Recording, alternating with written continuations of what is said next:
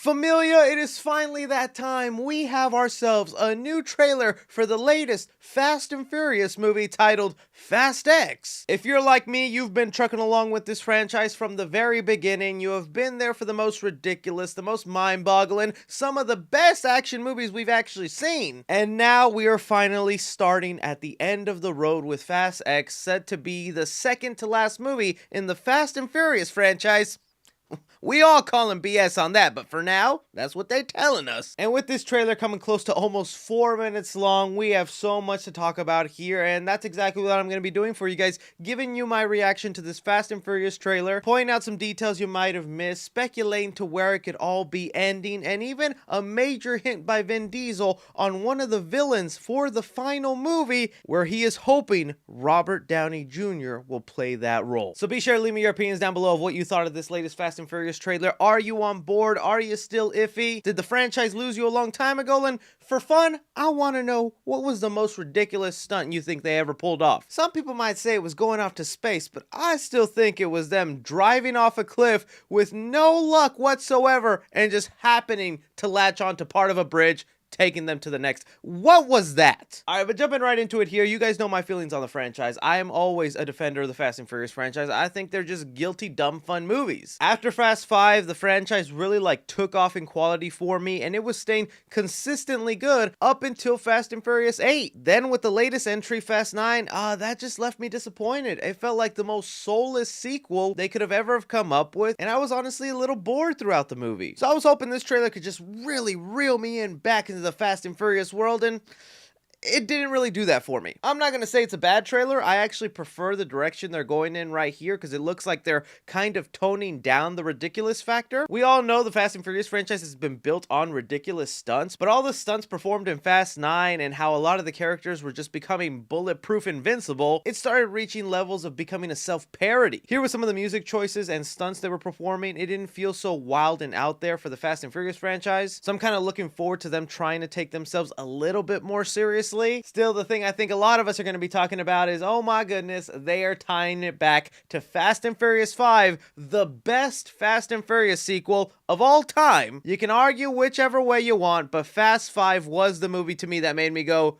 oh my god, these movies are actually good. But that's where they're tying the villain in, Jason Momoa, who's playing Dante, that is also the son of the main villain from Fast and Furious 5, where Dom and Brian not only stole all the money from his family, but also happened to kill a lot of his family members. If anything, this has been an ongoing cliche thing of a villain having a family member that then wants revenge. I mean, that's kind of how Jason Statham was introduced into the Fast and Furious franchise. It's just kind of funny that Jason Momoa as Dante took 12 years to perfectly articulate his plan and then fall through with it in Fast and Furious X. I'm gonna make a bold prediction right here that they are gonna retcon Han's death for the millionth time in the franchise and finally pin everything and everyone who has died before on Dante. I think they're gonna make him like the guy who was working in the shadows, always messing with Dom's family until he just finally wanted to jump out, or at least they gotta do something like that, because the parts of the trailer that intrigued me the most is seeing Han and Jason Statham's character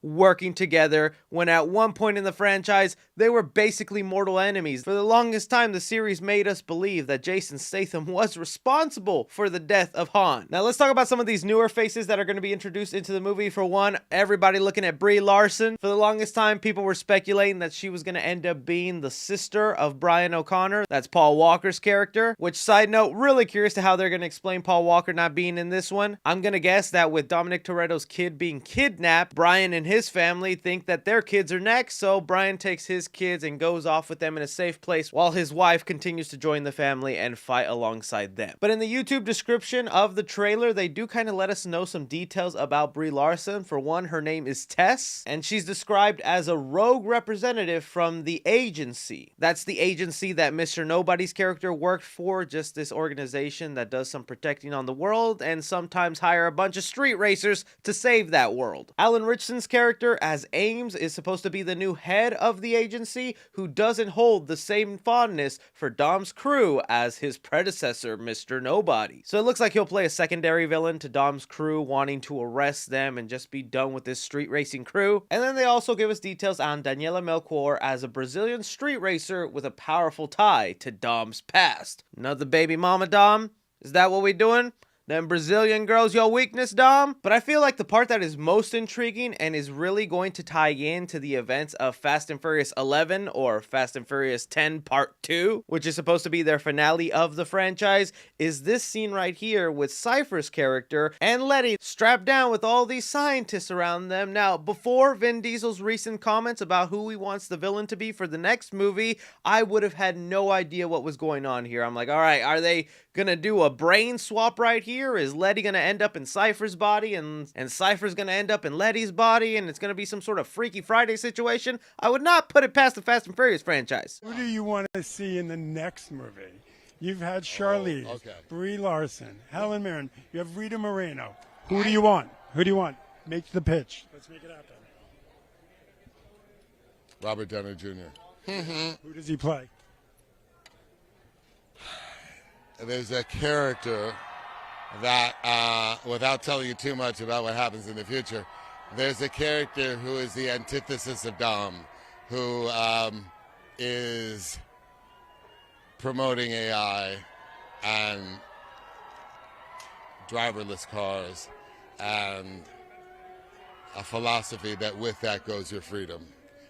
And there is somebody that believes that's the future, and that's at direct odds with the Toretto mentality. And his dream casting for that role would be Robert Downey Jr., essentially playing an evil Elon Musk. That's what it sounds here. Someone who is promoting AI driving. They're finally going to be touching upon some of these electric vehicles that can drive themselves. The next movie, that actually sounds kind of wild. Can you imagine Toretto and his gang racing and driving away from people who are not even in the cars? I know they kind of did something like that in one of the previous movies where they had AI cars just kind of fall off a building, but this time they would actually be driving themselves, racing along the streets, avoiding traffic. That could be kind of interesting, and I can understand why he would want Robert Downey Jr. I mean, he played Iron Man, Tony Stark, a brilliant genius, and that's kind of what he wants this villain to be. So going back to that little sequence there, just throwing out my wild speculation, Cypher has partnered up with this mystery villain that they have yet to cast for the next movie, and he is making copies of their brain or taking analysis of what makes them good drivers, and then using that information to plug it into his AI, and then we could essentially have a car that drives like Letty, a car that drives like Dom. I don't know, man. Fast and Furious world, I am giving you free little cool advice to get me back into this world. In the end, like I said, this trailer might have not really have hyped me up either way, but it wasn't a bad trailer where I was like, oh, this is gonna be garbage. I did not watch 9 of these freaking movies to not be there for day 1 of Fast X, so I'm gonna be there day 1. And this is where I throw it off to you guys. What did you think of the Fast and Furious trailer? What do you think about some of these details for the next villain? What do you think is exactly going on in this little science lab room? As well as your thoughts and theories and speculation for what else they could drop as bombshells in this movie. Don't forget to hit that like button, subscribe if you haven't already, follow me on Twitter at 3C Films or on TikTok at 3C Films. But as always, I'm Chris.